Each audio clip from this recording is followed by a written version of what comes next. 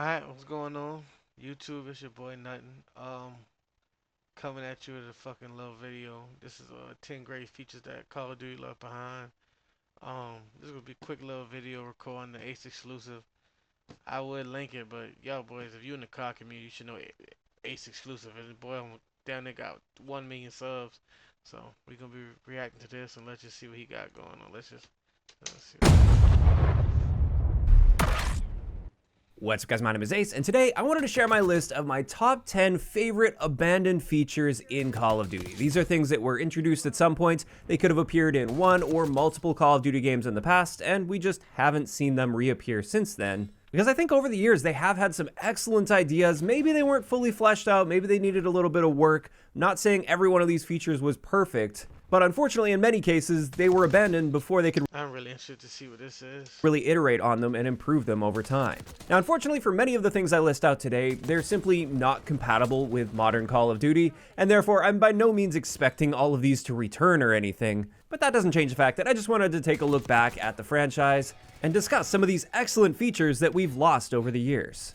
And kicking it off with the first item on the list here, these are really going to be in no particular order. This is wager matches from Black Ops 1. Now for those that aren't familiar, this was a separate playlist of party game modes. So it consisted of gun game, sticks and stones, one in the chamber, and sharpshooter. And with this, in Black Ops 1, we had an in-game currency, and that's I didn't play Black Ops 1 wager matches. From what I've looked at,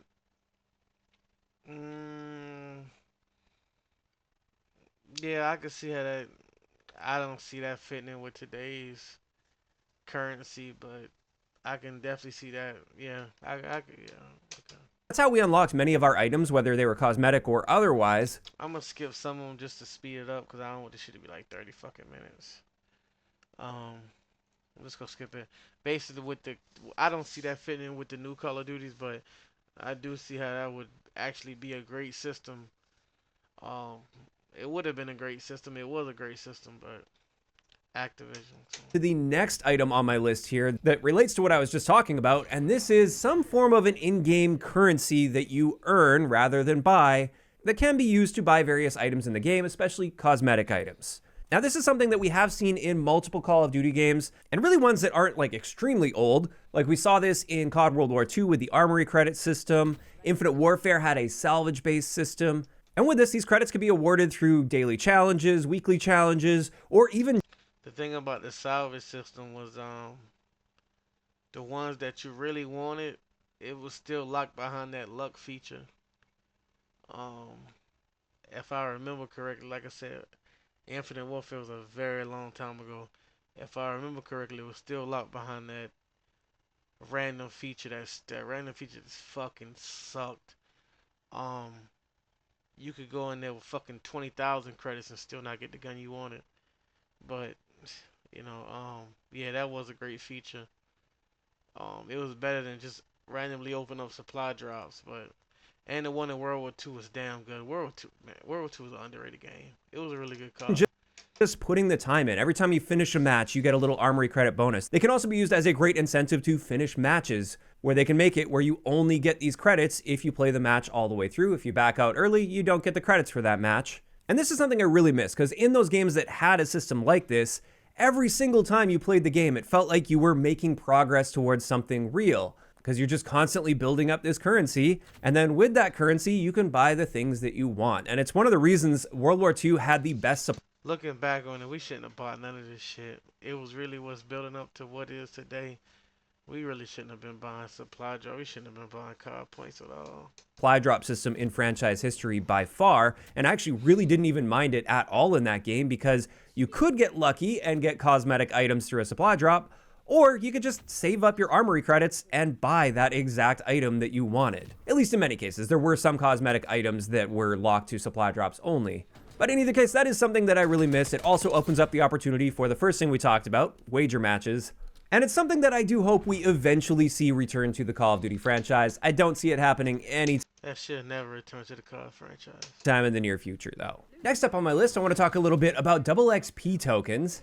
and more specifically how they work, because as you probably know, in modern Call of Duty, when you activate a double XP token, it is real time, which means this includes all lobby time in between games or while you're searching for games. If you activate one and then something comes up and you have to step away from the game, well, too bad, you just wasted that double XP token. So the one Which is done on purpose. part of this that was abandoned is just simply having double XP tokens only count down when you're in the actual match itself. That's how they used to work back in the day, and I think that's like the bare minimum that I would really like to see. However, there was another double XP token feature that was added. I believe this was Infinite Warfare, where for your double XP tokens, you apply it after the game and it applies to the previous match. So instead of a time-based thing, once you finish a match, you can decide to spend that token to double the XP that you already earned in that match. And this is really great for the player experience, because if you didn't have a very good game, then you could just hold off on spending that token, whereas if you really went off in a match and you got a ton of XP, then at that point you could decide to double that XP with your double XP token. And I really thought that was a cool idea, but unfortunately they did abandon that one. I think it was maybe a little too player friendly, but at the very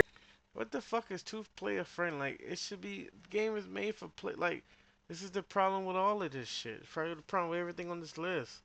It was taken away because we actually liked it. Like, that's fucked up. Like, that's greedy as fuck.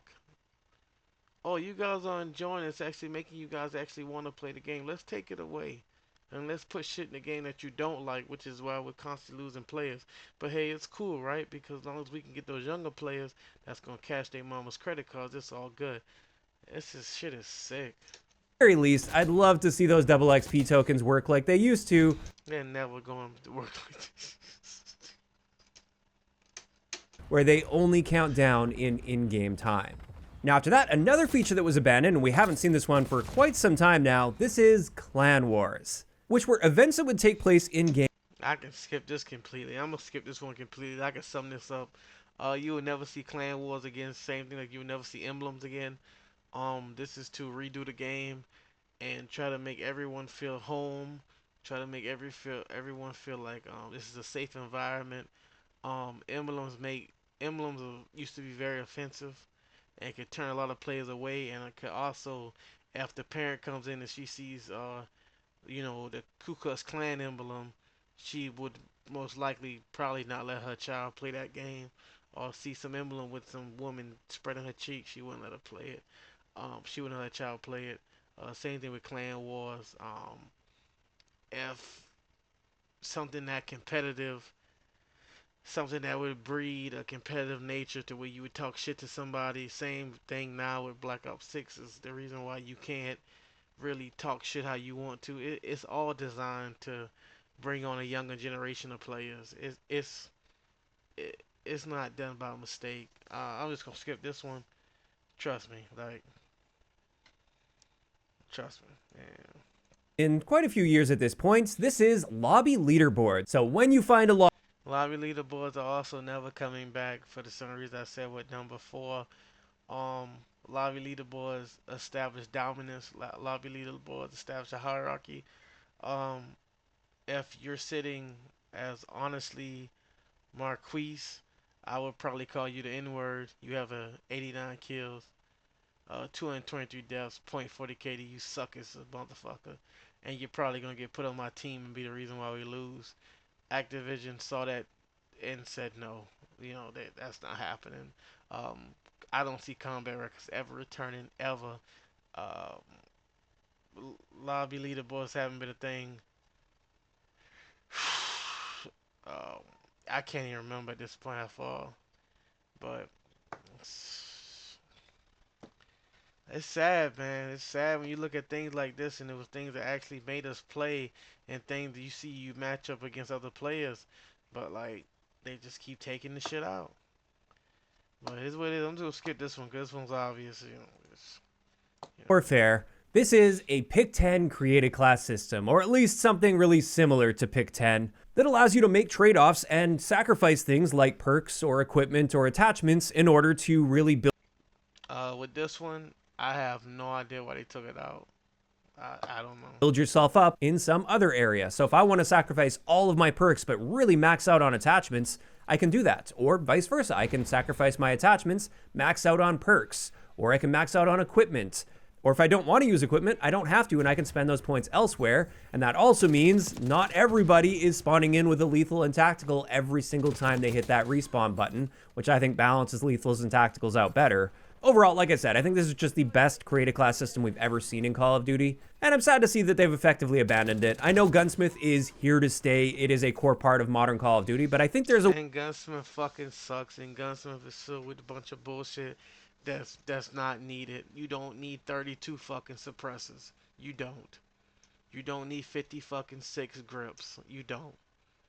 You don't need it. way that you could integrate that and still make it work where you get the best of both worlds. Now, after that one, let's talk about cosmetics a little bit. And an abandoned feature that I really miss is the Advanced Warfare style character customization, where you first pick your character and then you essentially dress that character. We can skip this because this is another one that's never coming back. I'm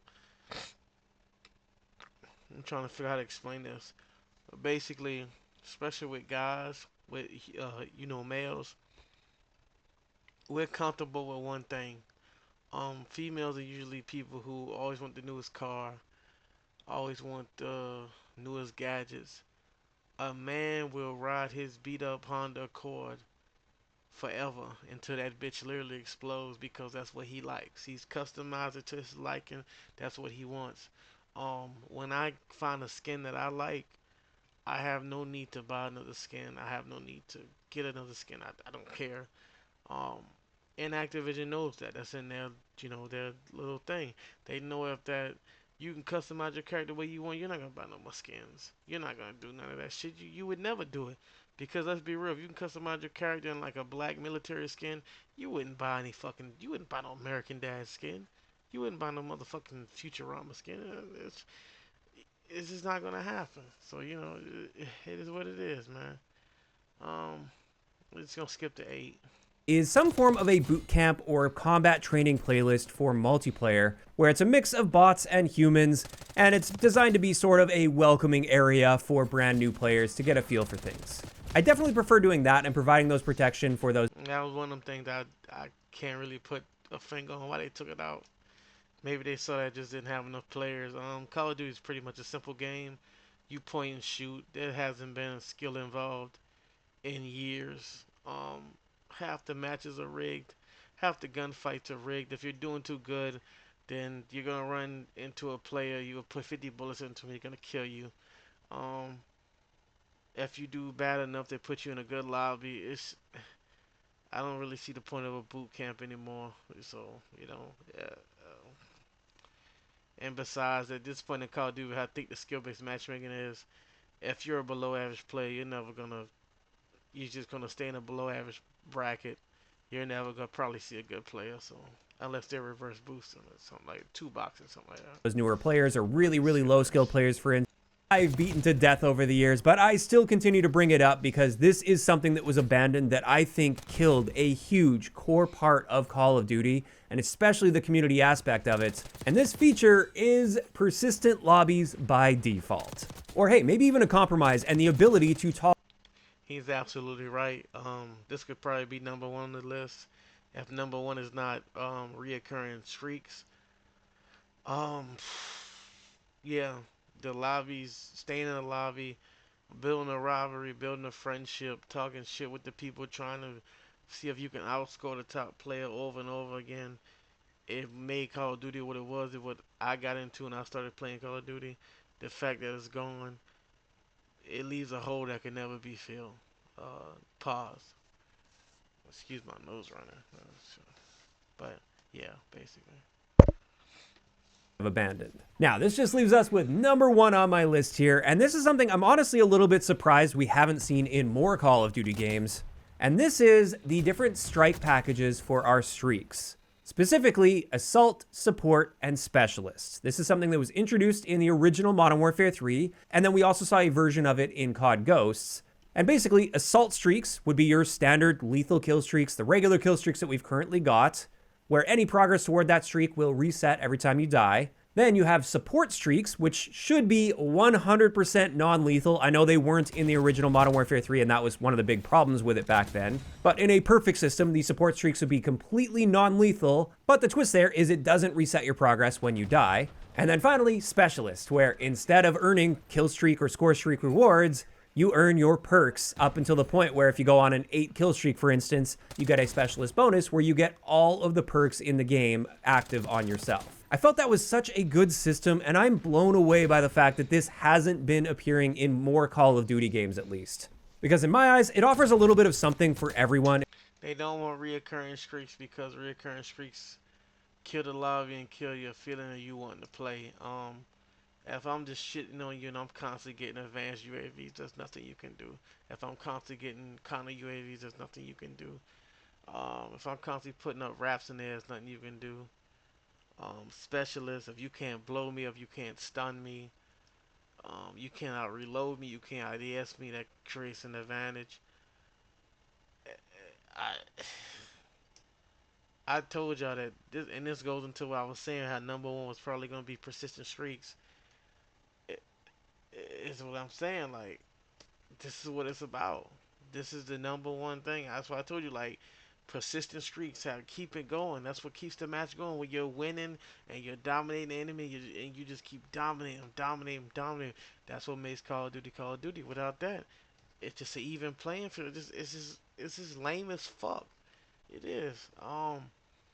But shout out to Exclusive AC, nailed it, man. All 10 of these are 10 things that have really been forgotten about, that really made Call of Duty Call of Duty. Um, they will never be seen again, never be heard from again. It's fucked up. It's sad. I could sit up here and say, oh, well, Black Ops 7 is gonna have Black Ops 7 will have none of these things. Black Ops 7 will be Black Ops 6 2.0 with some tuned up movement for the Omni movement, and that's it. Um, but uh, that being said, you know the motto. We all gonna die one day, so man, play Black Ops 7. Don't play Black Ops 7. I don't give a fuck. It's all gonna end one day, so do the fuck you wanna do. That being said, I'm out.